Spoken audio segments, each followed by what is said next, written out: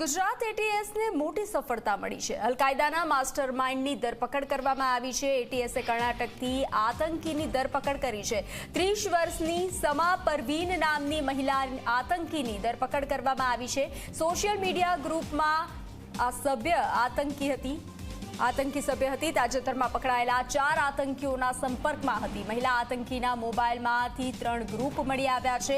તો ગુજરાત એટીએસ અગાઉ પકડાયેલ 4 આતંકીઓ ઇન્સ્ટાગ્રામ ગ્રુપ આધારે જેહાદી અને શરિયતને લઈ યુવાનો કટ્ટરવાદી બનાવતા હતા। ઇન્સ્ટાગ્રામના ગ્રુપમાં આતંકી સંગઠનને વધુ મજબૂત બનાવવાનું કામ સમા પરવીન કરતી હોવાનો ખુલાસો થયો છે। પકડાયેલા 4 આતંકી સમાના માર્ગદર્શન હેઠળ કામ કરતા હતા।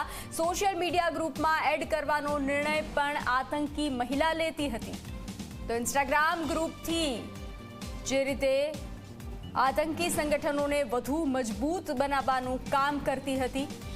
પકડાયેલા 4 આતંકી સમાના માર્ગદર્શન હેઠળ કામ કરતા હતા। તો જે રીતે વાત કરવામાં આવે સોશિયલ મીડિયાના માધ્યમથી કટ્ટરતા ફેલાવતા હતા। શમા પરવીનના માર્ગદર્શન નીચે આ ટીમ કામ કરતી હતી। આતંકીઓના શું મનસૂબા હતા તેને લઈ અને વાત કરવામાં આવે શમા પરવીનના માર્ગદર્શન હેઠળ કામ થતું હતું। આતંકી સંગઠનનો વધુ મજબૂત બનાવવા ગ્રુપમાં લોકોને એડ કરતા હતા, જેનો નિર્ણય આ શમા પરવીન લેતી હતી। આતંકીઓના 10,000થી વધુ ફોલોવર્સ ધરાવતા હતા। જે રીતે અકાઉન્ટ ક્રિએટ કરવામાં આવ્યા હતા અને કટ્ટરતા ફેલાવતા હતા। 10,000થી વધુ ફોલોવર્સ હતા। પાકિસ્તાન સાથે જોડાયેલા હતા આ આતંકીઓ, જેની ધરપકડ કરવામાં આવી છે। એટીએસને મોટી સફળતા પ્રાપ્ત થઈ છે। આતંકીઓના મનસૂબા સામે આવી રહ્યા છે। ઇન્સ્ટાગ્રામના માધ્યમથી માહિતી આપલે કરતા હતા। તમામ પ્રકારની માહિતી આપલે કરવામાં આવતી હતી। ઇન્સ્ટાગ્રામથી જ જેહાદી સામગ્રી આપવામાં આવતી હતી। ઇન્સ્ટાગ્રામનો ઉપયોગ કરવામાં આવતો હતો, જેહાદી સામગ્રી આપવામાં આવતી હતી। હું ગુજરાત એટીએસને ખૂબ અભિનંદન આપું છું। પ્રોએક્ટિવલી પોલીસિંગના એક ઉત્તમ ઉદાહરણ અલ-કાયદા ઇન્ડિયન સબકોન્ટિનન્ટના પહેલાં 4 ઓનલાઈન ટેરરિઝમનું મોડ્યુલ ચલાવતા આ આતંકીઓને પકડવામાં આવ્યા છે।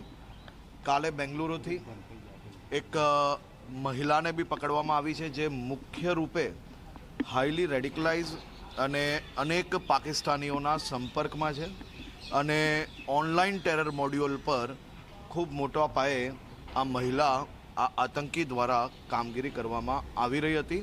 આ 5 લોકોને પકડવામાં આવ્યા છે અને એટીએસ દ્વારા પ્રોએક્ટિવલી પોલીસિંગ અને ખાસ કરીને ઓનલાઈન અને બધી જ પ્રકારના જે ડીપ ફેક, ડાર્ક વેબ, આ બધા જ પ્રકારના મુદ્દાઓ પર એટીએસ દ્વારા જે ધ્યાન રાખવામાં આવ્યું છે, તેના કારણે આજે આ પકડવામાં આપણે સફળતા પ્રાપ્ત થઈ છે।